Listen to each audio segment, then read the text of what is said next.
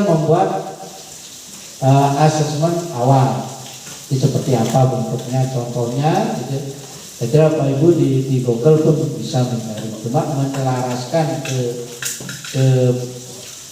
mengaplikasikan ke sekolah Bapak Ibu kira yang perlu waktu. Kira-kira demikian Bapak Ibu pada hari ini atas Asum Kertu Waronugrahi Desa Wijiwase kegiatan GHT yang dilaksanakan di SD nomor 826 saya buka secara resmi. Yang saya hormati itu pula Dewan Guru dan staf SD 8 Negeri Bandung yang saya hormati pula. Pada pagi hari ini pengembangan kompetensi, kemudian platform guru pembelajar, platform sumber daya sekolah, dan apa saja yang berperan dalam program sekolah penggerak ini. Ya, yang pertama dari Pemda. Nah, seperti yang Bapak Ibu pernah kita lakukan, ya, menjawab pertanyaan, kemudian unggah aksi nyatanya, yaitu yang belum pernah rasanya kita, ya, kecuali mungkin Bu Rening yang sudah begitu.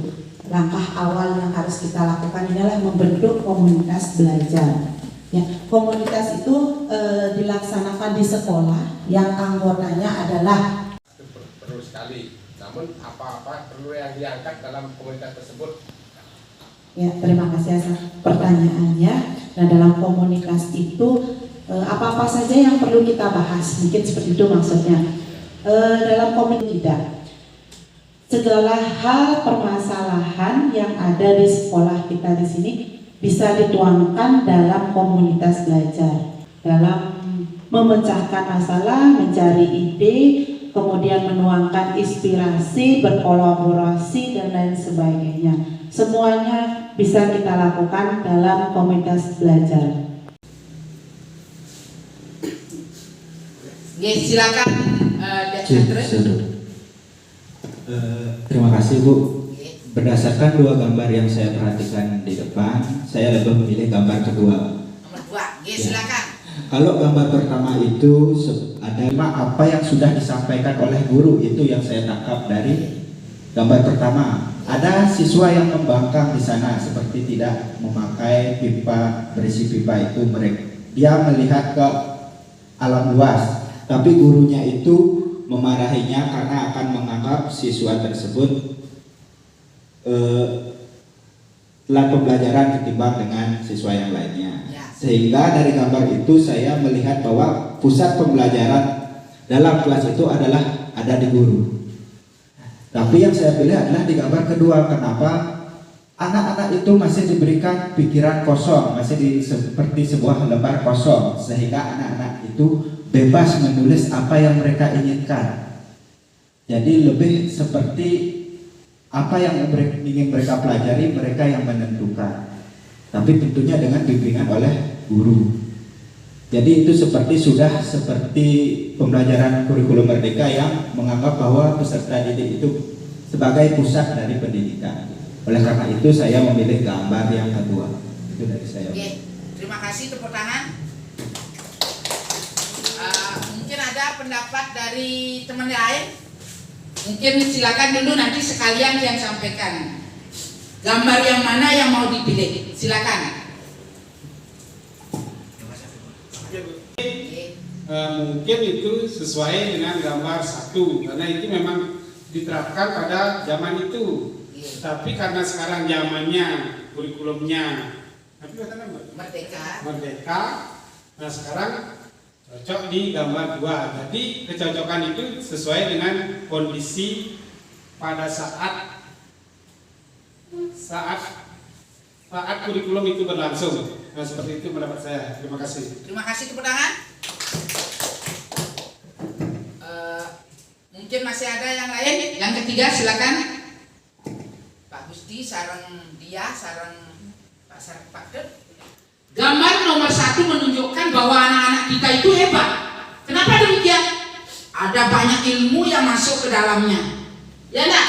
Tidak mau ikut belajar. dia merasa lebih indah ada di luar. Yang menjadikan anak hebat. Ya, kemudian di anak-anak ada yang sama dengan gurunya berapa orang? Dua. Ada 2 orang. Kemudian ibu guru menggunting yang anak nomor 3. Kan digunting itu lagi. Supaya menjadi Jadi sama sama. dengan apa yang ada di pikiran gurunya.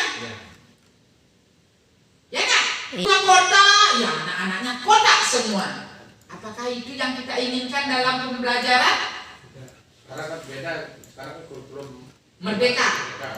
berarti bertentangan dengan gambar nomor 1 nomor 2. Bertentangan juga kan? Ya. Kalau nomor 1 Nomor 1 karena ada itu yang melihat keluar ya.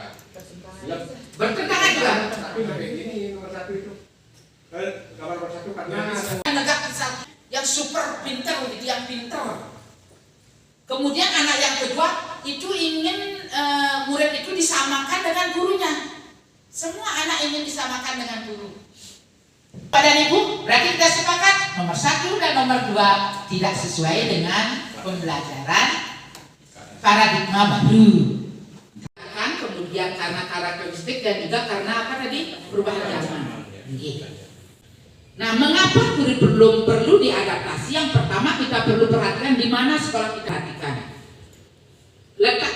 Kemudian apakah di tengah-tengah perkebunan dan lain sebagainya. Oke. kurikulum adalah sebagai alat ukur dalam proses KBM. Sebagai alat ukur. Oke, terima kasih. Mungkin ada pendapat lain? Silakan mungkin. Sebagai pedoman dalam guru-guru dalam pelaksanaan proses pembelajaran. Sebagai sarana untuk mengukur kemampuan diri dan konsumsi pendidikan. Untuk menentukan tujuan pembelajaran. Untuk menentukan tujuan pembelajaran. Baik, terima kasih tepuk tangan untuk Bapak Ibu semua. Luar biasa. Memang Bapak-bapak